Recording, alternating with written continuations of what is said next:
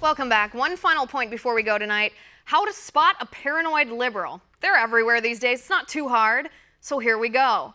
You might be a paranoid liberal if you'd be fine with Hillary Clinton firing FBI Director James Comey, but you think it's an impeachable offense for Trump to fire Comey.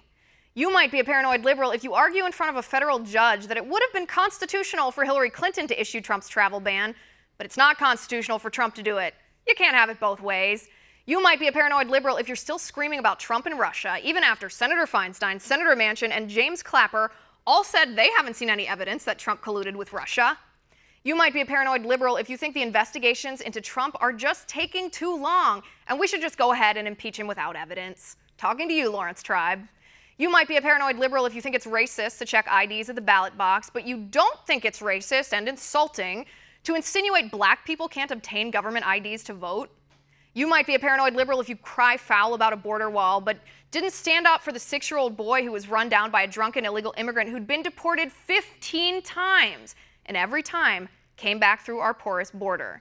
You might be a paranoid liberal if you pound your fist and claim sanctuary cities are racist, but don't say a thing when an illegal immigrant harbored by a sanctuary city killed Kate Steinle.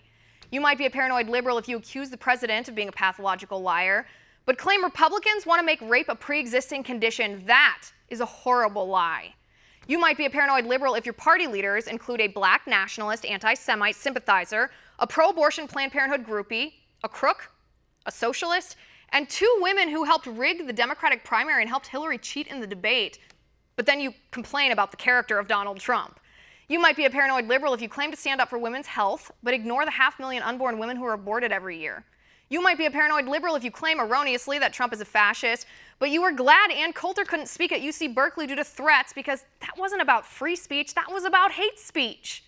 You might be a paranoid liberal if you can't argue against Trump's policies on their merit.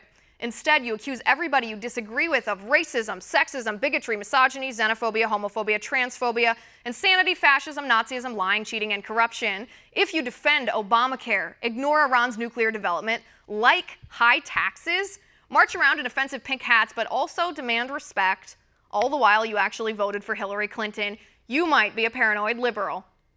And that's my final point tonight. You can reach me on Twitter at Liz_Wheeler. If you liked the show, please send me an email at oann.com/contact.